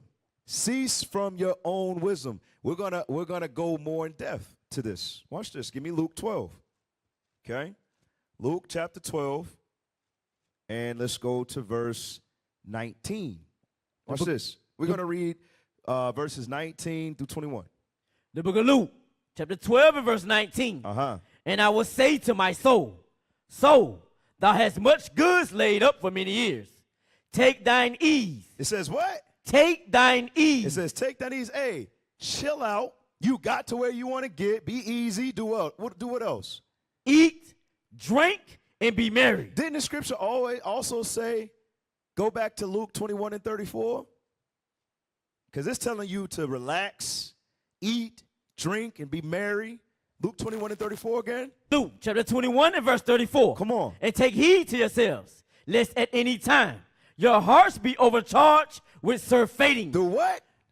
Unless your hearts be overcharged with surfeiting. To surfeiting, that's going into excess. Being relaxed, being comfortable, being at ease. Go back to Luke 12. That's when Satan come. When you feel comfortable. Why are you comfortable? You ain't did nothing. What are you comfortable for? Why are you feeling yourself? Why are you high-minded for? Your righteousness is filthy rags. Why you feel content? This is not the kingdom. Go back, Luke 12. Come on. The book of Luke, chapter 12 and verse 19. And I will say to my soul, thou hast much goods laid up for many years. And hey, if anybody's real, anybody keep it 100 up in here, you know that's that wicked thought. It's like, hey, you did all of this. It's about time you reward yourself with something. You know that's the devil right there. Bro, you did all of that. You traveled. You did all of that. You ain't seen me in a minute, though. I mean, just one time ain't going to hurt. You at least deserve something. You would deserve to relax. You've been fighting all that time. You tense because you ain't seen me in a minute. Relax. All right? Read that again. And I will say to my soul, thou hast much goods laid up for many years. Come on. Take thine ease. Satan will convince you that you got the kingdom already. Satan will convince you that you got the kingdom already so you could afford to sin here and there. That's what Satan will convince you. That's why we got to stay in the scripts. That's why we got to stay in counsel. That's why we got to stay built up with one another, because Satan, he waiting for you. He waiting for you to relax. Come on. Eat, drink, and be merry. Come on. But God said unto him, thou fool. Thou what? Thou fool. Read. This night thy soul shall be required of thee. Remember, if we got to watch 24/7, we have no time to relax. We ain't got no time to relax. We got to stay on watch all 4 watches. You understand? Hold that. Go back to that Mark 13:35. I want to hammer that. We don't have any time for days off. Days off going to lead to sin, and sin going to lead to death. Luke, what is it? Mark 13 and 35. We're coming right back to Luke. Read that. The book of Mark, chapter 13 and verse 35. Go ahead. Watch ye therefore, for ye know not when the master of the house cometh, at even, or at midnight, or at the cock crowing, or in the morning. It said at evening. All right, that's starting the day. That's a good precept right there, to show that the day starts at evening. That's a good one. It says evening, midnight, it says at the cock crowing, and then in the morning. That's the whole day right there. Okay, go back to that Luke 12 and verse 20. The book of Luke, chapter 12 and verse 20. Come on. But God said unto him, thou fool, this night thy soul shall be required of thee. It's because you entertain Satan for that one moment. Christ said, you're a fool. You're supposed to die tonight. Your soul is required. Read. Then who shall those things be? So you're dead now. Who is this? All that stuff that you relaxing with? Who that's going to? Your soul is required. A lot of brothers and sisters, we think that all of us is going to be around when Christ cracked the sky. No. Many of us will die before that. Read that verse again, man. But God said unto him, thou fool, this night thy soul shall be required of thee. Watch this. Go to Sirach 11 and 18. We'll come right back to this. All right? Let's go to Sirach chapter 11, verse 18. Watch this. Chapter 11 and verse 18. Come on. There is that waxeth rich by his wariness. Right. There's one that waxes rich by being cheap, frugal. All right. Watching every dime, every dollar he spends to the point where he accumulates a lot of money over time. Come on. And pinching. Uh-huh. And this is that portion of his reward. Right. So because he did that, all right, he's going to get rich. That's the portion of his reward. Because he was through much weariness and pension, that's how he got his wealth. Watch this. Whereas he said, I have found rest. Uh-oh, now that's where he went south. Now give me that Micah 2:10. We're coming right back. Micah chapter 2, verse 10. Okay, what are we seeing, brothers and sisters? We don't have time to be relaxed. We still got brothers and sisters in different countries who've never heard this gospel. What the hell are we getting relaxed for? Micah 2 and 10. The book of Micah, chapter 2 and verse 10. Come on. Arise ye and depart, for this is not your rest. For this is what? Not your rest. For this is not your rest.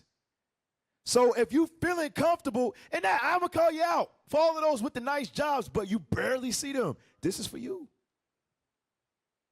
This is for you. Just because you live nice and you comfortable and you ain't putting your best, hey, I'm challenging you through the Spirit of the Lord to step your game up. Because this ain't our rest. This going to be destroyed. All right, read that again for me, please. The book of Micah, chapter 2 and verse 10. Arise ye and depart, for this is not your rest, because it is polluted. It shall destroy you. It shall do what? Destroy you. This is Satan's playground, Babylon the Great. This place is going to destroy you. Give me that in Isaiah 25 and 7. This place will destroy you. Why? Because it knows it's going to get destroyed. So it's going to try to destroy as many as you before it goes down. Give me that. Isaiah chapter 25 and verse 7. Come on. And he will destroy in this mountain. This mountain, this is talking about that destroying mountain. This is Babylon the Great. Come on. And cast over all people. Read it again. Read it again. And he will destroy in this mountain the face of the covering. Cast over all people. Read it again. And he will destroy in this mountain the face of the covering. The face of the covering cast. Come on. The face of the covering cast over all people. Over all people. Who or which nation has the power over all people? That would be Babylon the Great. The United States of America. That's who that would be. But guess what it said at the beginning of the verse? Read it again. And he will destroy in this mountain the face of the covering cast. Esau know they're going to be destroyed. So they're going to try to get as many of you as possible. Don't sit there and be deceived. This class is coming out because this is what needs to come out right now. Because some are literally in the midst of sin right now. And you're playing and you're going to get destroyed. So this is what it's for. Understand what Babylon doing to you.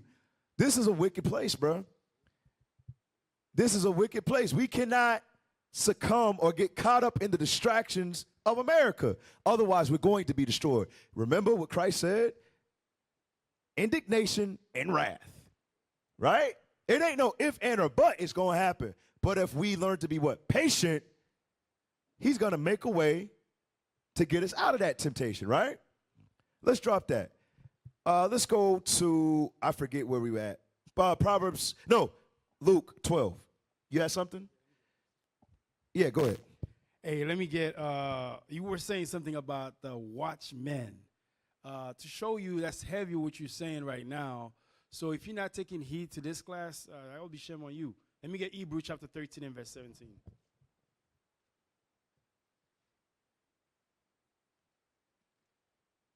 Every one of us supposed to examine ourselves within this class and to see if you're living right. Go ahead. The book of Hebrews, chapter 13 and verse 17. Obey them that have the rule over you, and submit yourselves, for they watch for your souls. That goes into the same 7 watchmen. They watch for your soul. They are at a position to see where you're heading. They are at a position to see what you're doing wrong. So if you're not applying the scripture and listen to what's being said, then you are doomed for destruction. Go ahead, Cap. Yes, sir. Yes, sir. Let's go back to that Luke 19. I want verses 20 and 21. The book of Luke, chapter 12 and verse 20. But God said unto him, thou fool, this night thy soul shall be required of thee. Come on. Then who shall those things be which thou hast provided. So is he that layeth up treasure for himself, and is not rich toward God. And is not rich toward God. That's not good. So don't strive to be rich in this world. All right, make sure you going about it the right way. All right, so when your spirit, when your soul is required, all right, you're going to lay up treasures in the kingdom to come. Proverbs 7. All right, Proverbs chapter 7, verse 16. We almost done. The book of Proverbs, chapter 7 and verse 16. Come on. I have decked my bed with coverings of tapestry, with carved works, with fine linen of Egypt. I have perfumed my bed with myrrh, aloes, and cinnamon. Come, let us take our fill of love until the morning. Let us solace ourselves with loves.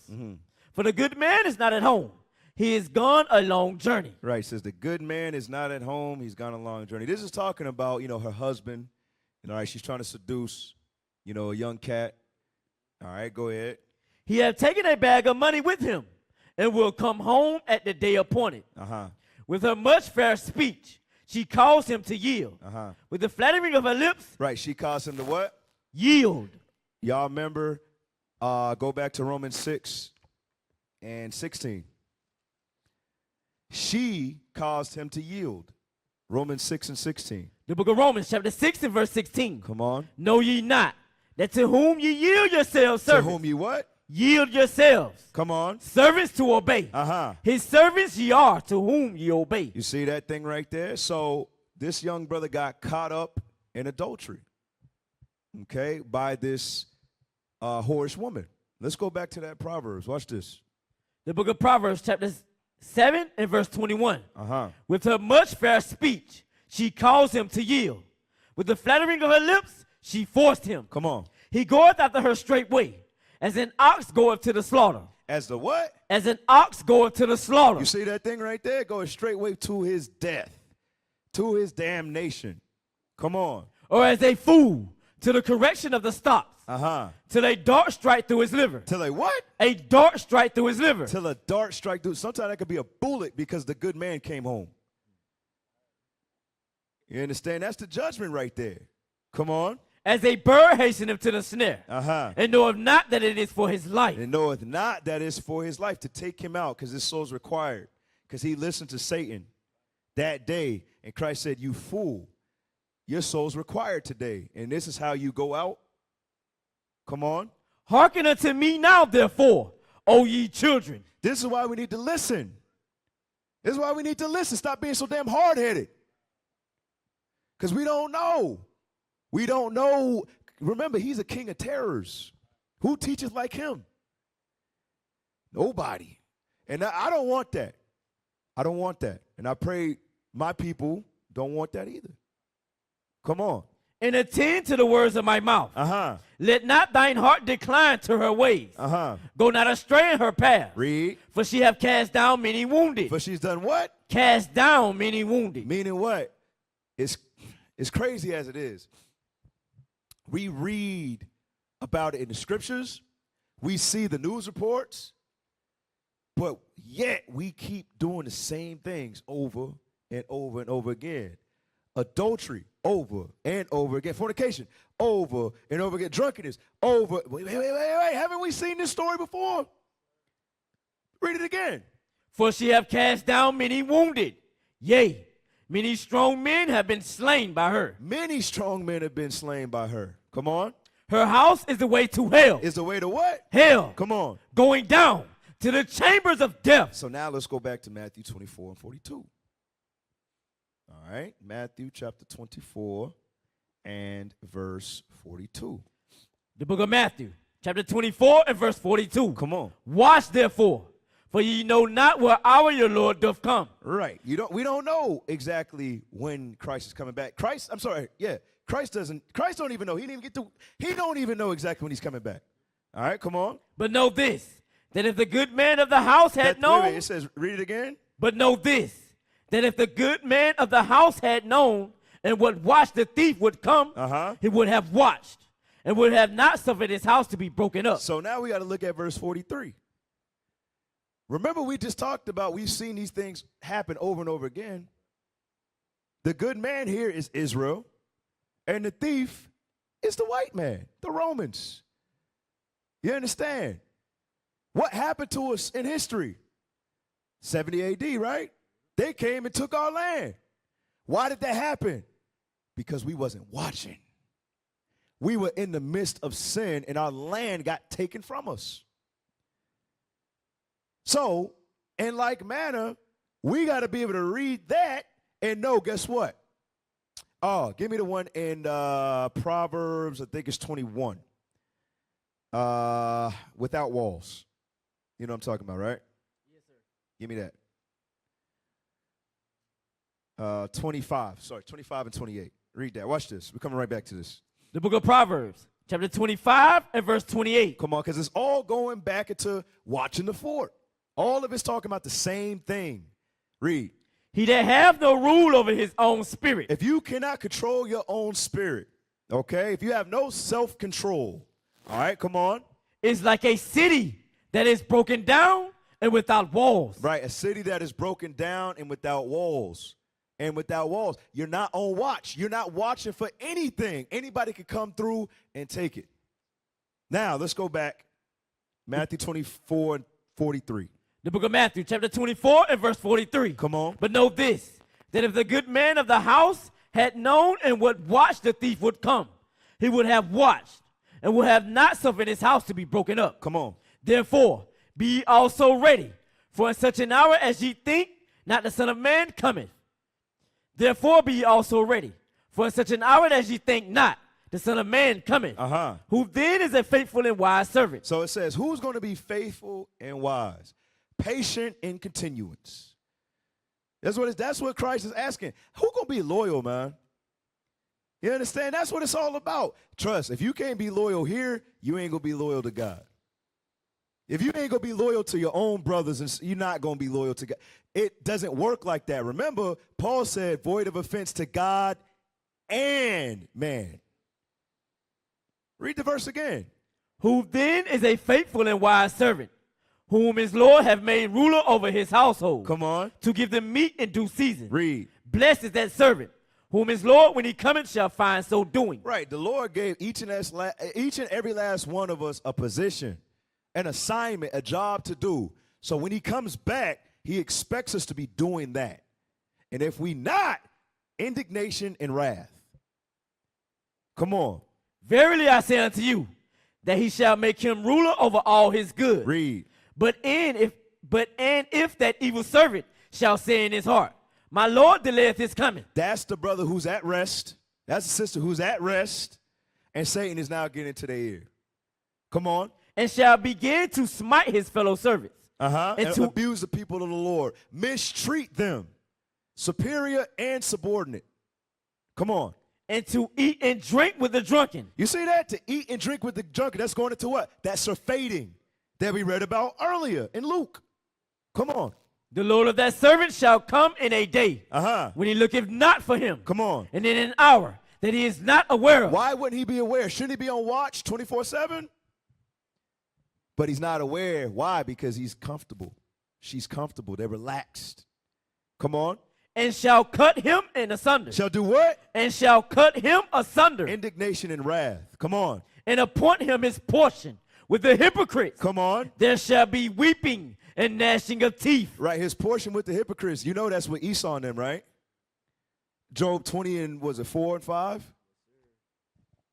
That portion is that lake of fire with the white people.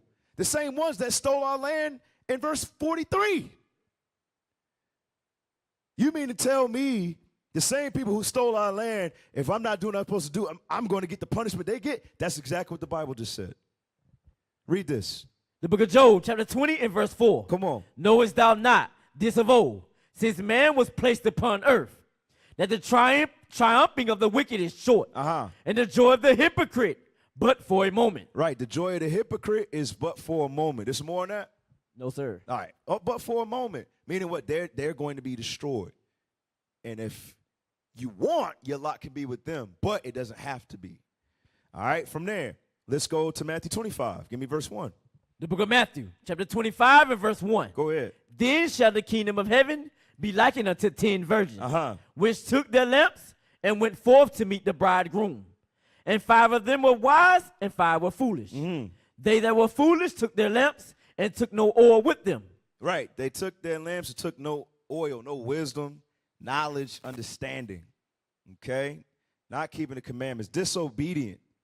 Okay? Come on. But the wise took oil in their vessels with their lamps. Right. But the wise, all right, they took oil in their vessels with their lamps. So you how all of these things come together. Two precepts.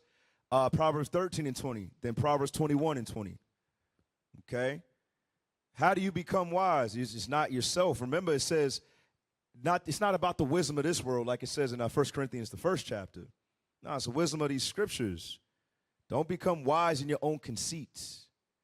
Read this. The book of Proverbs, chapter 13 and verse 20. Come on. He that walketh with wise men shall be wise. The Bible's straightforward, very plain. Read it again.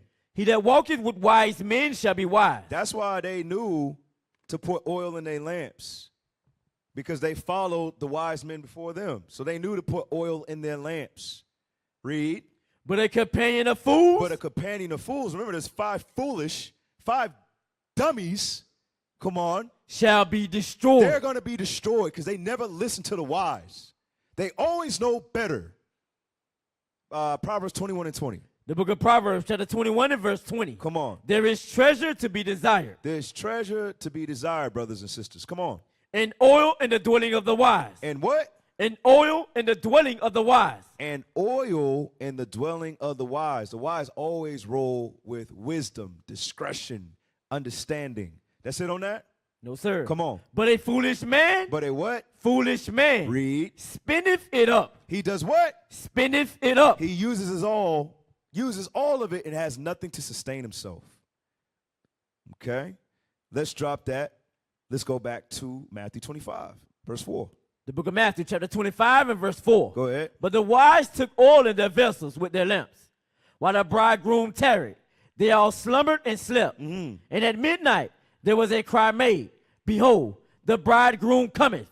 Go ye out to meet him. Come on. Then all those virgins arose and trimmed their lamps. Mm-hmm. And the foolish said unto the wise, Give us of your oil, for our lamps are gone out. But the wise answered, saying, Not so, lest there be not enough for us and you. Mm-hmm. But go ye rather to them that sell and buy for yourselves. All right, you got to do your own thing. You had an opportunity. Give me that one in Isaiah. Give me one sec. Yeah. Is it 56 or 57? 55? Give me that one. You know what I'm talking about. Yeah, 55. Give me that. Verse 1. They had the opportunity just like everybody else. Read verse 1. The book of Isaiah, chapter 55 and verse 1. Go ahead. Ho, everyone that thirsteth, come ye to the waters. And he that have no money, come ye, buy and eat. You see that? You don't even have to pay for it. You don't have to pay for it. All you got to do is be obedient.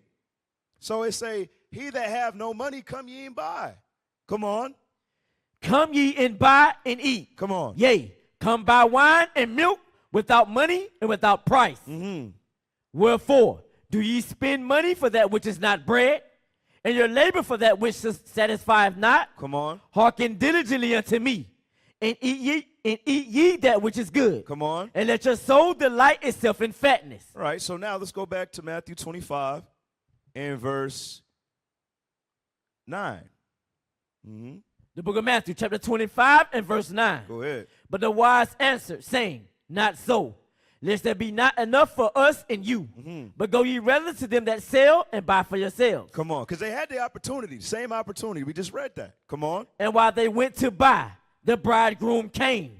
And they that were ready went in with him to the marriage. Come on. And the door was shut. And the door was what? Shut. The door was shut. Come on. Afterward came also the other virgins, saying, Lord, Lord, open to us. But he answered and said, Verily I say unto you, I know you not. Watch therefore, for ye know not neither the day nor the hour wherein the Son of Man cometh. Brothers and sisters, this is very serious. Give me that in Revelations 11:12. It's very, very serious. When he shut the doors, he's shutting the doors of the chariot. That's what it's talking about. Imagine that day. When we, Isaiah 45 is that Israel should not be ashamed, but you down there ashamed. Brothers and sisters, this is for every last one of us. Ain't nobody exempt. We got to meditate on these things because it is that serious. Read that. The book of Revelation, chapter 11 and verse 12. Come on. And they heard a great voice from heaven Start saying, at 11. Start at 11. verse 11. Come on. And after 3 days and a half, the Spirit of life from God entered into them. Uh-huh. And they stood upon their feet, and great fear fell upon them which saw them. And they heard a great voice from heaven saying unto them, Come up hither. And they ascended up to heaven Right, that's Christ. That's the bridegroom. Come on. in a cloud, and their enemies beheld them. Right, and their enemies beheld them. So they ascended up, and the doors were shut. And the doors were shut. All right. So from there, switch gears. We're almost done. I'm going to switch gears here. Let's go to Proverbs 21. Proverbs chapter 21, verse 17. The book of Proverbs, chapter 21 and verse 17. Watch this. He that loveth pleasure shall be a poor man. Right, it says, he that loveth pleasure shall be a poor man. Because what are you doing? You're worried about riches here. That poor is talking about for the life to come, the kingdom to come. So if you're always occupied in surfeiting and pleasures, all right, you're going to be a poor man. Okay, come on. He that loveth wine and oil shall not be rich. He that loveth wine and oil shall not be rich. Drop that. Let's go to the book of 1 Timothy. Okay. 1 Timothy chapter 5, verse 5. And this is for you sisters right here, but we can all learn from it. Give me verses 5 and 6. The book of 1 Timothy chapter 5 and verse 5. Watch this. Now she that is a widow indeed and desolate trusteth in God. Trusteth in God. So it says a widow indeed, meaning she's a widow according to the prerequisites mentioned early in the chapter. Okay? Everybody is not a widow, especially if they a busybody. If they they got to be what was it 40? Yeah, 40. Give me the verse. You looking at it? There's prerequisites. It says how she got to be 40.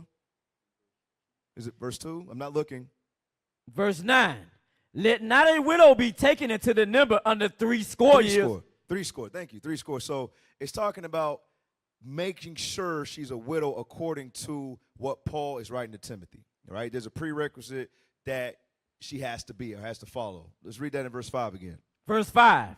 Now she that is a widow indeed and desolate trusteth in God. Trusteth in God. Come on. And continueth in supplications.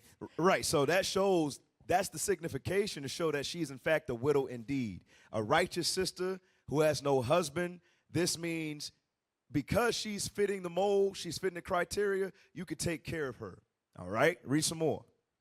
Trusteth in God and continueth in supplications and prayers. Come on. Night and day. Night and day. She's constantly watching. All right? She always watching. Go ahead. But she that liveth in pleasure. But she that what? Liveth in pleasure. Come on. Is dead while she liveth. Is dead. Is dead while she living. Liveth. Go to 2nd Ezra. All right, 7. Let's go to 2nd Ezra, chapter 7.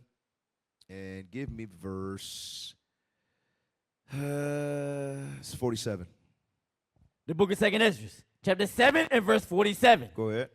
For what profit is it for men now in this present time to live in heaviness? Meaning what? Just because you have those pleasures, they don't last forever. It's just instant gratification. When you do it, you feel good, but it don't last forever. The only thing that lasts forever is the laws of God. That's it. Read it again from the top. For what profit is it for men now in this present time to live in heaviness? You know what? I made the point. We're coming right back to this. Go to 2 Samuel 13:11 with King David's son. All right. 2 Samuel 13:11. Watch this. The book of 2 Samuel, chapter 13 and verse 11. Just showing you that the pleasures don't last forever. Watch this. And when she had brought them unto him to eat, he took hold of her and said unto her, Come lie with me, my sister. And she answered him, Nay, my brother, do not force me, for no such thing ought to be done in Israel. Right. So she's saying, no, this is wrong. You're my brother. Not supposed to uncover the nakedness of your brother or your sister. Leviticus 18. Come on. Do not this folly. Do not this folly. Come on. And I, whither shall I cause my shame to go? And as for thee, thou shalt be as one of the fools in Israel. Now therefore, I pray thee, speak unto the king for he would not withhold me from thee. Come on. Howbeit, he would not hearken unto her voice, but being stronger than she, forced her and lay with her. So he raped his sister. Come on. Then Ammon hated her exceedingly. Then he what? Hated her exceedingly. Because he allowed Satan to deceive him, to go after his lust. And as soon as he was done in that lust, he hated her immediately. Now he's upset. Now he's empty. Now he's mad. That's what sin will leave you. It will leave you empty, upset, and angry. Why did I just do that? But you did it. From there, James 1 and 14. James chapter 1, verse 14. The book of James, chapter 1 and verse 14. Come on. But every man is tempted when he is drawn away of his own lust. When he is drawn away of his own lust. When you're drawn away, you yielded to it, you gave up. Now that is the one that you yield yourself to. Now you're the servant of sin. Come on. And entice. And entice. Come on. Then, when lust hath conceived, once lust has conceived, it bringeth forth sin. It bringeth forth sin. Come on. And sin, when it is finished, bringeth forth death. Bringeth forth death. From there, let's go back to 2 Ezra 7:47. Okay, so the instant gratification or the pleasure only lasts for so long. And then here comes the anger. Here comes the emptiness and regret. All right, 2 Ezra 7:47. The book of 2 Ezra, chapter 7 and verse 47. Come on. For what profit is it for men now in this present time to live in heaviness, and after death to look for punishment? You see that? That's twice dead.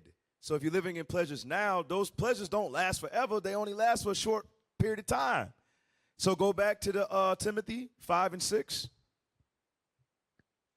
1 Timothy 5 and 6. The book of 1 Timothy, chapter 5 and verse 6. Come on. But she that liveth in pleasure is dead while she liveth. So the Lord is letting you know you're going to be twice dead.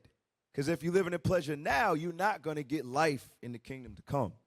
All right, from there, we're going to close out with these last few. Give me 1 Thessalonians 4. All right, 1 Thessalonians chapter 4, and give me verse 3. This is some motivation. All right, some discipline, some self-control. All right, read this. The book of 1 Thessalonians chapter 4, verse 3. Come on. For this is the will of God, even your sanctification, that ye should abstain from fornication. Right, that's our sanctification. This is the will of God. If we want to be sanctified, all right, we got to abstain from fornication. That's going into spiritual fornication and literal. Come on. That every one of you should know how to possess his vessel in sanctification and honor. Your vessel, what is that talking about? Your little body, the vessel in your body. All right, it says you got to learn how to possess it in sanctification and honor. What's honorable? Marriage is honorable. All right, fornication is not. Adultery is not. Verse 5. Not in the lust of concupiscence. Strong sexual desires. Go ahead. Even as the Gentiles, which know not God. Right, so we can't follow after Babylon. We can't follow after these things, even though we've been groomed to, even though when we turn on the TV station or go outside and see billboards or the way people dress, we got to be different. That's what sanctifies us. That's what separates us from the other nations when you read Leviticus 20 and 26. From there, let's go to 1 Peter 4 and 7.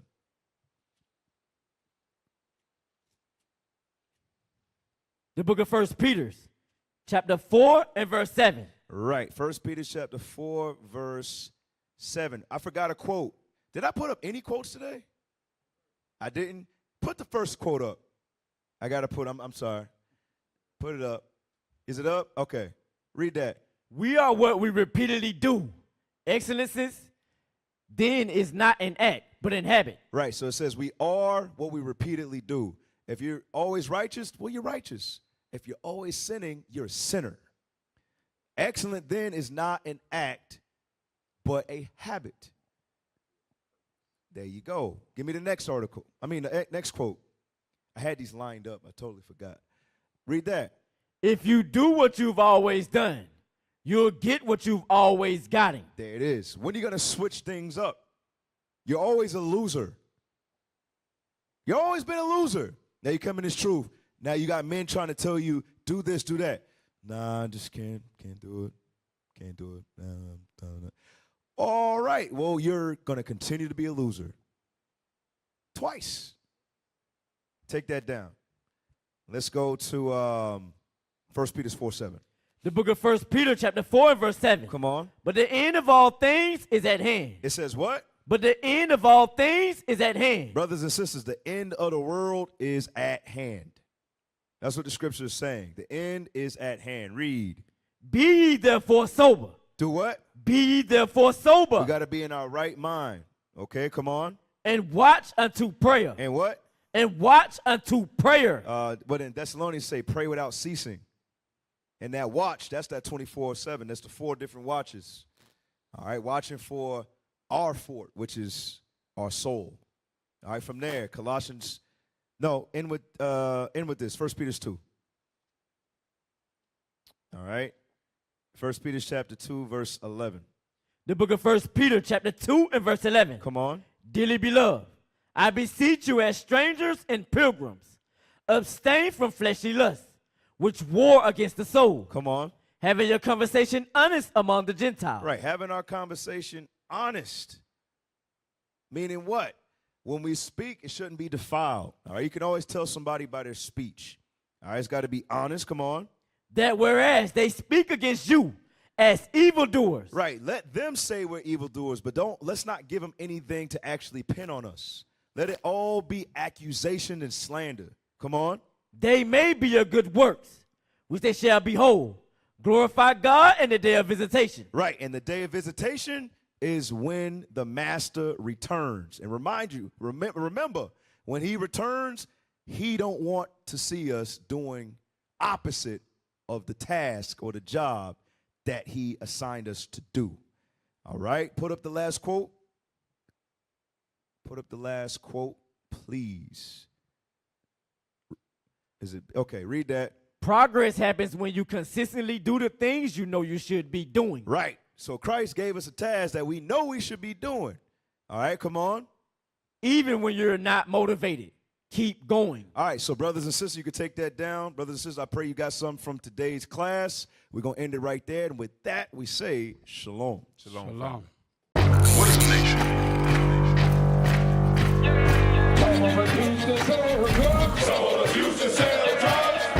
Nation is men leading by example.